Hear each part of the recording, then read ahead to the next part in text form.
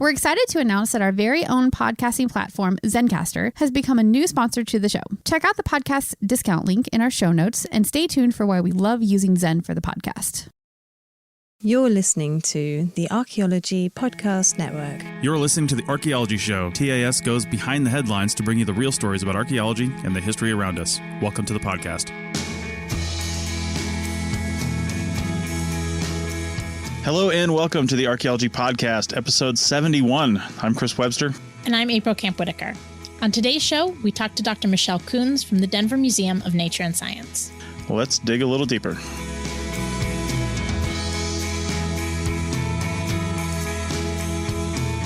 Dr. Michele Koons is the Curator of Archaeology at the Denver Museum of Nature and Science.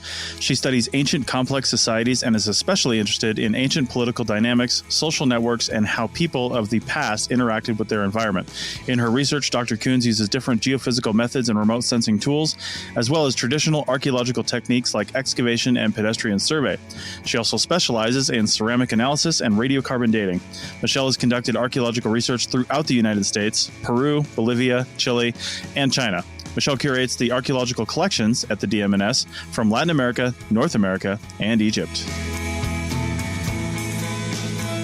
All right, everyone. Well, welcome to the show. Today, we are going to be talking with Michele Koons, and we are just going to have a fun talk today about how you become a curator of archaeology and what you do and some of the really neat public outreach and public archaeology projects that Michele has been doing and the museum has been working on. Welcome to the show, Michele. It's really great to have you here. Thank you so much. I'm excited to be here. Yeah, well, Michele and I have worked kind of adjacent and on similar projects and run into each other a bunch since I've done all this work with the University of Denver and the Denver Amachi Project. So it's really exciting for me to finally get a chance to sit down and interview her and talk to you on the show. So yeah, definitely. We're really happy to have you here. Excited too, because we've sort of been ships passing in the night many ways.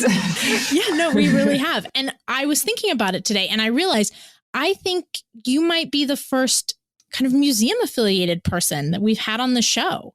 Great. Yeah, well, I'm excited to participate in that capacity. Yeah. So I realized that one of the things that I kind of wanted to talk to you about just to start this off is, as a curator of archaeology and as an archaeologist who works in a museum, can you tell us a little bit about what that job really encompasses in the roles? Because when people visit museums, they see a couple percentage of the collection on display. And you don't really get a sense of all of the logistics and things that go on in the back rooms behind all those closed doors. Sure. Yeah. So it's, I believe on average, and it's about 1% of the collection is actually out on display. And we at the DMNS and most museums have all kinds of things happening behind closed doors. And so it is pretty exciting to get to, see what that's like and to make it happen, so to speak. Yeah. So as a curator of archaeology, are you just sort of supervising people watching the collections? What does it kind of encompass? What do I do? Yeah, it's a good question. Yeah, what don't you do? Maybe the better question is, what don't you do? That is probably the more accurate question, or appropriate question, I should say. But yeah, so a curator is really, so many different museums have curators, and there's really no one definition. And from institution to institution, that role is going to vary, and it can vary very significantly. Here at the Denver Museum, which is a major natural history museum, so we're kind of similar to museum. We're actually the fourth largest in the country. So we're similar to like the Field Museum, the Smithsonian, and have that sort of curator structure. My job is to do original research. So I have various research projects that I'm working on, just like any academic would. I also I curate specific collections. And so I'm in charge of the Latin American collection, a good portion of our North American Persian collection and also our Egyptian collection. And so that means that I do research on parts of those collections, or I facilitate research. So I get people in, like experts in different subjects, to come in and see what we have so that we can make it more accessible. We are currently moving our archaeology collection from one place in the building, and we built a new facility a couple years ago. And so we're moving into that right now, and everything's getting a new box and a new house, and it's going to be really beautiful when it's all there. And so just facilitating that work is something I'm involved in. And another big part of my job is the outreach and just getting people excited about archaeology and what that means in the museum. Yeah, so that's actually part of the reason we invited Michele to be on the show is she gave a phenomenal talk at our annual conference about some of the work that you've been doing at Magic Mountain, which is a prehistoric site outside of the Denver region, and kind of the logistics of that. And it was absolutely wonderful. And so we wanted to have you on to talk about that and talk about this idea of engaging people with archaeological research and how you went about it. And yeah, so can you tell us a little bit about why the museum does this public outreach? Sure. So actually, when I started here at the museum about, even in my job talk about 6 years ago now, I can't believe that, I said that one of my goals was to have a public archaeology project, because this institution particularly we're really well known for our dinosaur work and all the work that we do in paleontology. And it's pretty ingrained into like the culture of this place, and as well as Denver too. Everybody knows about the dinosaur footprints that are just down the road. And I was like, wow, there's such an opportunity for people to get engaged with archaeology and what's right in our backyard. Like, so many people are just unfamiliar that even exists. When you say archaeology in Colorado, most people are thinking, oh, Mesa Verde. There's nothing right here in Denver. And so I was really passionate about doing this and just bringing that passion, because we love archaeology, and we know that the public loves archaeology, but they don't necessarily have as many avenues to get engaged in it as I think us as professionals would like for them to have to be exposed to it. And being in a public museum, or a museum that is so public facing, it was just a really great opportunity to be able to engage a lot of people in various kinds of ways, because we just have that capacity with our media relations and also with our programming department, where they could get involved and help us to really craft something that would be successful. So I was really excited to be able to get this project off the ground at the site of Magic Mountain, which is a hunter-gatherer site that was occupied. We've now in our research pushed the years back to about 9,000 years ago, up to about 1,000 years ago, and really get people of all different walks of life out there to experience what life would have been like back in the past, but also just the whole science and process of archaeology.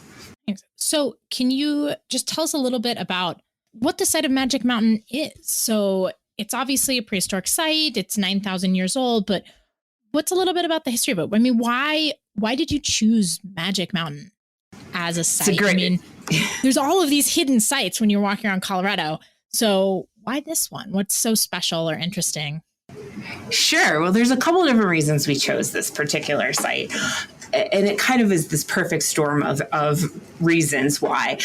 The site was originally, so it's a hunter-gatherer campground, and in our excavations and in previous excavations that happened at the site, we've found fire pits and evidence of people living on this. It's on the edge of a creek bed, right at the base of one of the major access points that goes up into the mountains. It was used as this canyon, or it's a gulch, was used as a major road for wagon trains or wagons going up to the Central City Black Hawk area, which is where a lot of the gold rush was happening in Colorado. And so it's a really prominent route that would have been used in the past, as well as even today, people are always biking and hiking right there. And so the site itself is in a really great location for it to where people could have lived for a really long time. But it's also a really great location for today because it's right at this trailhead. There are bathrooms. There's a very large parking lot.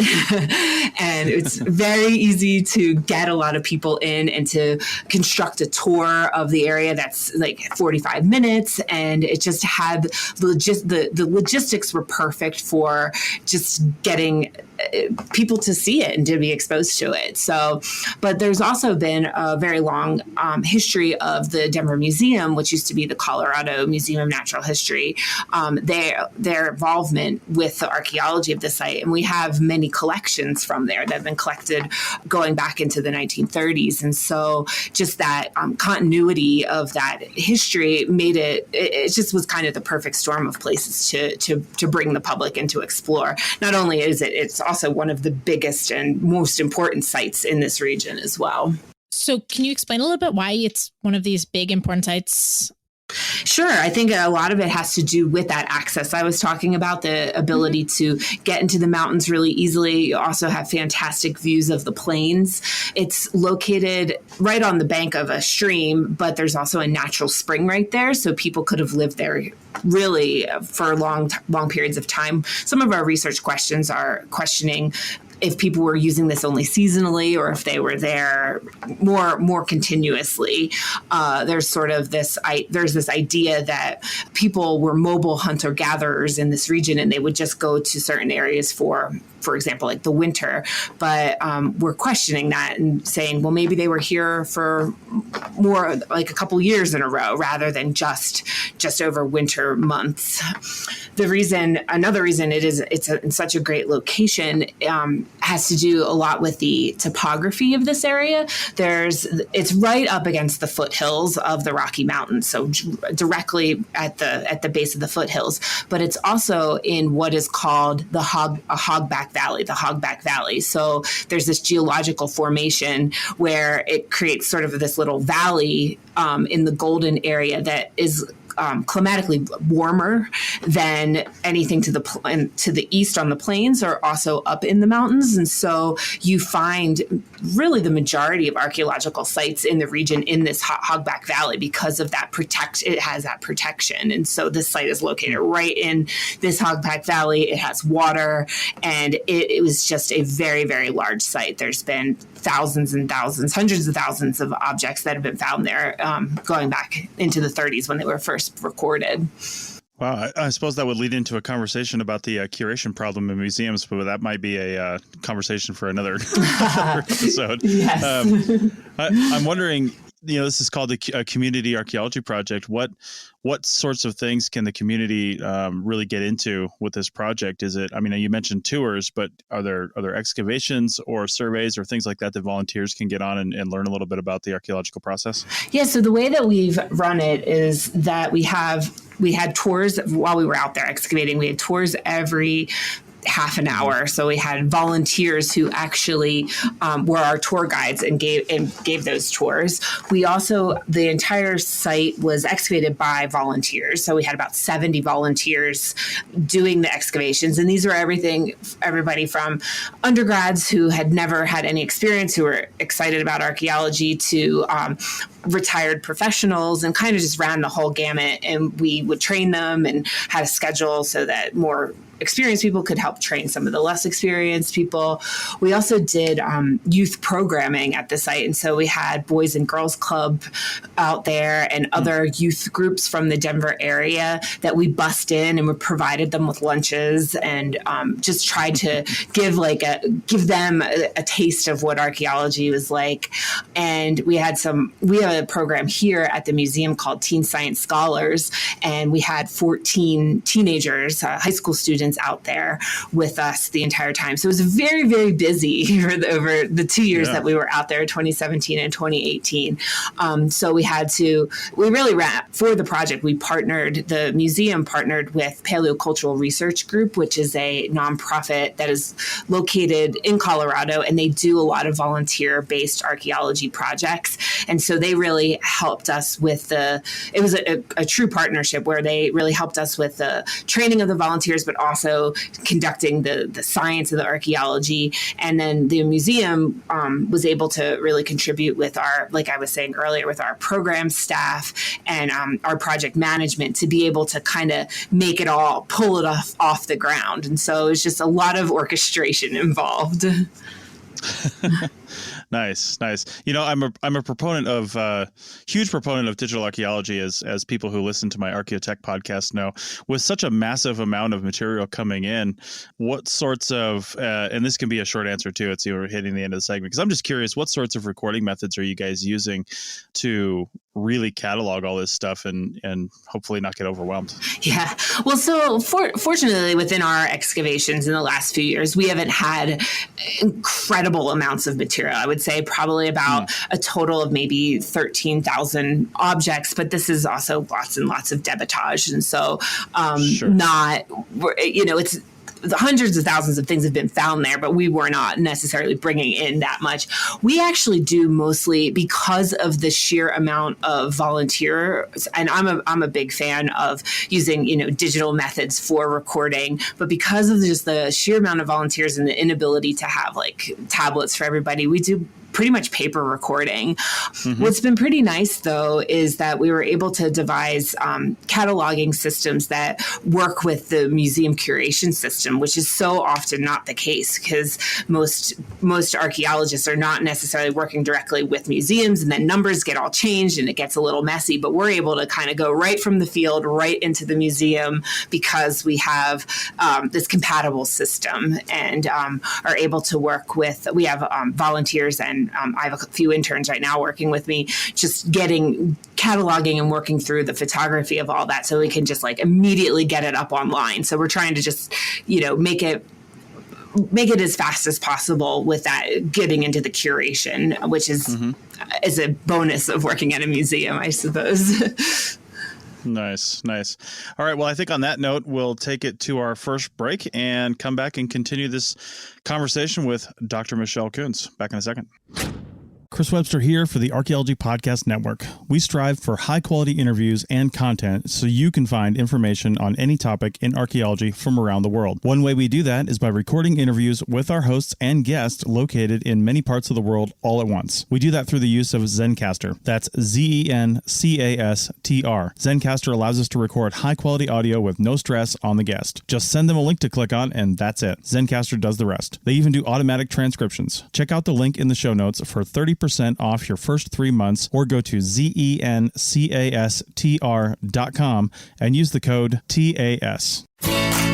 Looking to expand your knowledge of X-rays and imaging in the archaeology field? Then check out An Introduction to Paleoradiography, a short online course offering professional training for archaeologists and affiliated disciplines. Created by archaeologist, radiographer, and lecturer James Elliott, the content of this course is based upon his research and teaching experience in higher education. It is approved by the Chartered Institute for Archaeologists as 4 hours of training. That's in the UK, for those of you that don't know. So don't miss out on this exciting opportunity for professional and personal development. For more information on pricing and course structure, visit paleoimaging.com. That's PALEO imaging.com, and look for the link in the show notes to this episode. All right, welcome back to episode 71 with Dr. Michele Koons, and we are talking about museums and sites in the Magic Mountain Community Archaeology Project. I want to step back for a second, Michele, and ask you about getting the job at the museum. You said you've been there for 6 years. I know in archaeology, a lot of times we just kind of take jobs that come up because, work. Did you always want to work in a museum, or did this just kind of fall in your lap and now you've been here for so long and you like it? I mean, how'd that come about? It's actually a little bit of both. I was fortunate. I love museums. I always have. I've always been just a passion of mine. And so while I was at grad school, both at when I was doing my master's at the University of Denver, and even before that, I was always volunteering in museums or working in various jobs jobs in museums, like everything from museum education to helping catalog different objects. When I got to grad school for my PhD, I was working in the Peabody Museum throughout a lot of the time I was there. And while I was writing my dissertation, I got really bored of just being by myself. So I volunteered at the Boston Museum of Science and was like an on-the-floor volunteer just for something fun to do. And this job came up. Well, I started as a postdoc here. And I was, when I was interviewing for that postdoc, not only did I have, was just finishing my PhD in archaeology, I had all of this museum experience throughout my career. So it just kind of was like, it made sense. And I had no idea. It was my dream job, and I just didn't really know that it existed. And so when I got here, I just absolutely loved it. And while I was here, fortunately for me, one of the curators left, and they had to hire another curator. And so I felt like I was on a year-long interview because I was like, oh my gosh, I really, really want this job. I can't mess up. And so I was very lucky and fortunate to get the permanent job about a year later. Nice. Is this the kind of thing you could see yourself just doing as continuing the rest of your career? Or do you have other ambitions and things you want to do? I love this job. Nice. I just think it's a dream job. It's almost 7 years I've been here, and including the postdoc position. And I mean, there's constantly new and exciting things and new challenges and opportunities. And I get to do things that I never thought in a million years I would do. Like, for example, I have a book coming out in the spring on Egyptian mummies, which is totally not my background research, but so it's just been so fun to be able to do exactly what I love in a place that I really, really love. So yeah, I don't plan on going anywhere as long as they'll keep me. Yeah. Nice. Well, maybe let's get back to Magic Mountain a little bit. How did this affiliation between Magic Mountain and the museum start? It might be a little before your time, I'm assuming, but do you know the history of how that got going? I do. So there's actually the first mention of the site of Magic Mountain, which was not called that at the time. It was called the Apex site. Came from actually the Smithsonian Magazine in the 1870s. There was some entry on how this was just a treasure trove of artifacts, like in this one particular area. And people knew about the site because it was right near this mining supply town for where the wagons would go up into the mountains to supply the camps. But it was in the 1930s when actually volunteers and museum affiliated folks were out there in the area, and they picked up some artifacts and they brought them to Colorado Natural History Museum at the time, and that's when they first entered into the collection. It was right when the archaeology department was formed at this institution, and that really sparked the interest of two museum affiliated archaeologists in the 1940s to go out there and do some excavations. And it wasn't really up to what our snuff would be today, up to par. But we have those artifacts here from the 1940s. But that research then it prompted Cynthia Irwin Williams, who went on to have quite a career in archaeology. But she was locally from Denver and was hanging out at the museum all the time. And she, when she was a kid, and she eventually went on to Harvard to do her dissertation and did her dissertation on the site of Magic Mountain, and really defined archaeology on the Front Range with this site. And still, even terms we use of projectile point typology comes from her work there. And what she did, and her work was published through the museum, although the collections, her collections are at Harvard. But then there was another gap in time in the 1990s. There was another excavation at the site trying to just recheck and see how her work was holding up over those 30 years and advances in technology. And those collections are here at DMNS. And so we have quite a bit of materials and just long-term association with working at Magic Mountain. I should say it got its name in the 1950s when Irwin Williams was out there, because at the time there was an amusement park that owned the property. It was a failed miserably amusement park. It was in operation for like a season. It was the vice president of Disney World actually started it. And it was called Magic Mountain at the time. And that's how the site ended up with the kind of fun name. Yeah. Wow. I never would have put that together. But for some reason, that totally makes sense, though. Yeah. Nice. What other outreach projects does the museum have? I mean, museums are kind of all about outreach, right? It's the total bag of the museum to put things out there in the public for people to learn from. So what are the types of outreach programs do you guys have, and what's your focus on that?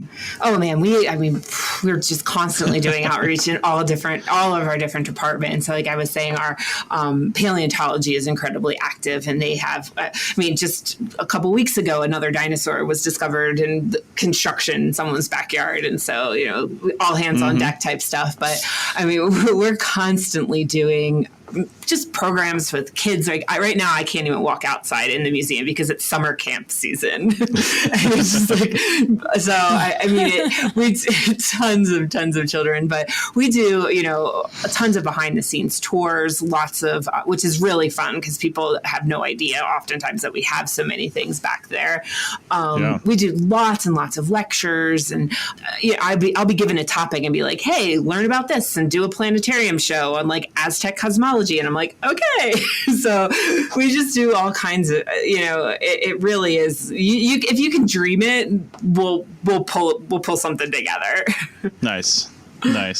So Michele, how did you get so interested in museum outreach? I mean, you've said you just love museums and you've done doceting and education work, but what kind of drew you to this part of it? Well, I think it is my passion for archaeology. I love it. I was that kid that was just couldn't get enough of learning about like the past and these just ancient cultures. And I also recognize that there are not that many real opportunities for kids to be engaged, kids, but even lifelong learners to be engaged with archaeology, because we are so academic or in CRM industry, and we just don't have that. We don't, as a discipline, I feel like we're getting much, much, much better, I think, over the years. But I was like, I just would love to be able to share this passion more and in ways that are easily accessible for people, that they don't have to really search it out. It's like a big museum that's right there. It's like, hey, we want to give this to you. And so, I think it just came from, I guess, many years of sort of being also frustrated with my own little tiny project that I know nobody, maybe 3 people read my dissertation, so it's like, how we can do better than that.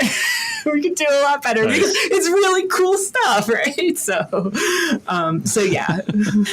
I feel like every archaeologist who does public outreach ends up doing it because we are so fascinated and excited that we need this outlet for sort of all of our excess enthusiasm about our own research. It's so true. And the next thing we know, we've got like, yeah. It's true. But, I think the proof is in the pudding that people, they do like it. They are hungry for it. And so, yes, it does definitely fulfill a selfish need. And I totally agree with you. But it is this, I don't think that it's not like just yelling at a wall. People do want to hear about it. They are excited and they're hungry for it. And so it's like, it is definitely, if you build it, they will come kind of phenomena. I'm curious, as a researcher, somebody who's, done dissertation work, like you mentioned, and things like that. Do you get much of a chance working in the museum setting to really ask your own questions, maybe do your own research, find funding for it, and do it under the auspices of the museum like you would a university or something like that? Or is it more processing and dealing with things that are coming into the museum and existing collections? It's both, actually. And so one of big parts of my job is this original research component. And so I have a project in the Gila National Forest. I just got back about 2 weeks ago. We're excavating a great kiva. I've been working there for about 6 years doing survey and, trying to understand the landscapes of the Mogollon Highlands. I also starting a new project. I'll leave in a week and I go to Peru for a couple weeks, starting a new project there. That's where I did my dissertation research. And so again, I did my dissertation on moche. And so we're looking at moche on the North Coast. And so in many ways, it's actually great because I have 3 major research projects going right now that I get to do field work for. But then I also do these opportunistic research projects like the Egyptian mummies project that we just CT scanned and did a whole bunch of scientific analysis on those mummies, and working with certain collections that we have that that I'm like very excited about, and I get to investigate those and publish those. So it really is definitely a jack of all trades kind of a position, because you kind of have to, get into everything. But so it is a little bit of both of those things. Nice. All right. Well, we've got a little bit shorter episode today for various technical reasons. So we're going to take our second break right now and come back and wrap up this discussion with Michele in just a minute. Back in a second. You may have heard my pitch for membership. It's a great idea and really helps out. However, you can also support us by picking up a fun t-shirt, sticker, or something from a large selection of items from our TeePublic store. Head over to arcpodnet.com/shop for a link. That's arcpodnet.com/shop to pick up some fun swag and support the show. We all belong outside. We're drawn to nature, whether it's the recorded sounds of the ocean we doze off to, or the succulents that adorn our homes. Nature makes all of our lives, well, better. Despite all this, we often go about our busy lives removed from it. But the outdoors is closer than we realize. With AllTrails, you can discover trails nearby and explore confidently. With offline maps and on-trail navigation, download the free app today and make the most of your summer with AllTrails. All right, welcome back to the Archaeology Show, episode 71 with Dr. Michele Koons. And Michele, we talked a lot about museums, obviously, and what's going on and how you got into your job. But if somebody right now listening to this is either, I don't know, not an archaeologist at all, or in some phase of their educational training, and they want to go the museum route, what is some advice you can give them on getting into that job? Maybe some classes, focus some studies, or just knowing the right people? I don't know. It's a great question. I actually get asked this all the time. Nice. And my biggest advice is to volunteer as much as possible at any kind of institution that'll take you, big, small, and in all capacities. So just getting to learn the museum world inside and out, because every museum's different, but there's so many different kinds of jobs in museums too, that it's just the volunteering, it gets you into that. It gets your foot in the door, even if it's a different institution. And that's what I look for all the time when I'm reviewing job applications. Mm-hmm. And what about the future of the museum setting? We've talked about this over on the Archaeotech podcast quite a bit. With virtual reality and augmented reality and all these high-tech things coming out, I'm sure you guys are at least having those discussions. I know that's a big technological shift and probably an expensive one for a museum to undertake to do these sorts of things. But in your conversations about this, are you looking at other types of jobs that you might need to hire for? Like, you might have to hire developers and people without archaeology degrees, things like that, to help along with these things. So how are those conversations going at your museum? It's a really exciting time to be in the museum. I would say it's a large museum. There are 450 staff members here. Wow. So it's a very large institution. And as you can imagine, we have, a massive IT department and digital media departments and people that are really thinking about all these things. We're in the process, which is super cool. We are gutting our entire first floor and we're doing this whole new thing. We don't even know exactly what it's going to be. They're calling it Future First. And they're going out and they're interviewing all kinds of community members to see what people are interested in. And we're going to, take it from there and really just use all these tools that are available now to kind of enhance experiences. Right now, in one of those spaces, which is a temporary space, they have a whole a VR arcade setup as an experience that you can come and do in the museum. And so I think that we're just going to see things get more and more exciting as this technology progresses. We're doing a lot more stuff outside in the communities, like no walls stuff like Magic Mountain. So beyond the institutional walls, and just trying to be relevant for people in whatever ways we possibly can. And so I'm really excited with technology where we can where it will take us. Someone you should probably talk to. We just interviewed him yesterday for the second time. The last time was about a year and a half ago, but it's called Lithodomos VR. And the gentleman who runs it, he's got a PhD in, I think, classical archaeology somehow, and they're based out of Australia, but they're doing basically virtual reality reconstructions of initially they're starting with a lot of big famous classical, Roman type stuff and things like that in that part of the world.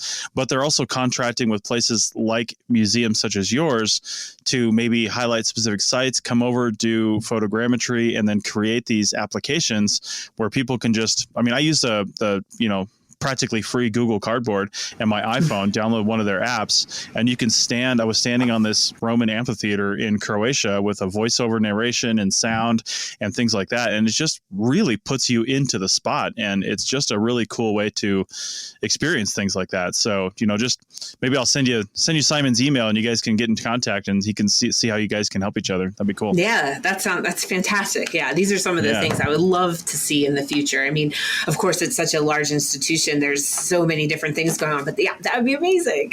Yeah, absolutely. Well, I think it's really interesting. Museums, it seems to me, are both, we have this mindset that they can be very stodgy with these displays and research, but at the same time, they've really begun adopting technology in a way that, I think academia and other archaeological research is still catching up on. You were just talking about the research and work you've been doing with the mummies and doing all the CT scanning and, the way that museums have started approaching the analysis of collections is really interesting. Yeah, I think it really is. And I think it's interesting not being in an academic institution because you have to be a little bit more creative in how you form some of your partnerships too. And so, for example, with the CT scanning, we were able to partner with the Children's Hospital and take the mummies there. And they got to go through the fun, jungle themed scanner where the kids go through. And just, it's just, we have these different ways of getting to the same results as you would as an academic, but we're just a little bit more, we can be more creative, not like we are more creative, we can be more creative in maybe where our funding comes from and who helps us with different things. And so I'm constantly learning and being I never even thought about doing it that way. And so, I think it's an exciting place to be able to experiment with pushing the envelope in certain ways. Very nice. Very nice. All right. Well, I'm curious. We've talked about some of the field work you've got coming up, some of the other things you're doing, but what's next for the Magic Mountain Community Archaeology Project, for the museum, for you? What are some of the big things coming down the line here that you're allowed to talk about right now? Sure. So we're taking this year off from Magic Mountain Project just because we are still doing all of our analysis. This is a community project. We are very, very, very keen to have great science come out of it and really great publications. And so we need some time to process all that. And so we're definitely taking this year off, and we're going to evaluate what comes of it next. Because PCRG, who we're partnered with, we're both very committed to continuing to do these community archaeology projects. We're just not sure what that's going to look like. And so it's exciting. We're figuring it out. Yeah. So there's just lots of things coming down the pike, and you just kind of, I don't know. I'm not even sure yet. I'll get back from Peru and I'll figure some stuff out. Nice. Well, if there's, is there anything else you want our listeners to know about the Denver Museum of Nature and Science? The DMNS, yes, so to speak. Yeah. Is there anything else you want our listeners to know before we sign off today? Definitely come visit us. We have, Sure. Not only do we have tons of permanent exhibits, we also have 2 temporary exhibits at any given time. And we bring in like blockbuster shows that come from all over. What's actually really cool, I should add, in my job, we assign curators to those shows. And so the curators are responsible for having to learn and teach the content to our volunteers so that we're making sure we're doing the best we possibly can. And so right now we have a show on Leonardo da Vinci and one on senses. And so it's just constantly like fun new things are here. So if you're in the area, come visit. Awesome. Thank you. Well, we really appreciate you coming on the show, Michele, and I hope to get you on to talk about some of your other research and maybe some, new exhibits and things like that are coming down the line for the DMNS. And I hope everything goes well, and we'll talk to you again in the future. Great. Well, thank you so much. This was a lot of fun.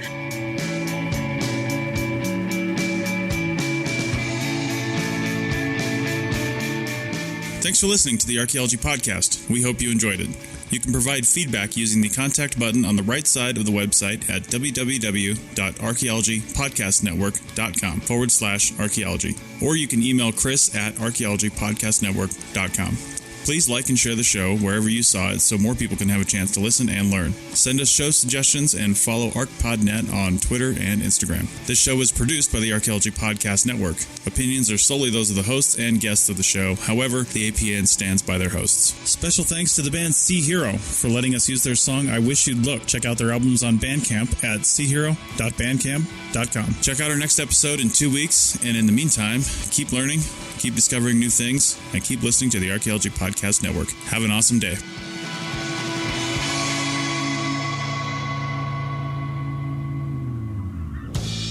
This show is produced and recorded by the Archaeology Podcast Network, Chris Webster and Tristan Boyle, in Reno, Nevada, at the Reno Collective. This has been a presentation of the Archaeology Podcast Network. Visit us on the web for show notes and other podcasts at www.archpodnet.com. Contact us at chris@archaeologypodcastnetwork.com. Thanks again for listening to this episode and for supporting the Archaeology Podcast Network. If you want these shows to keep going, consider becoming a member for just $7.99 US a month.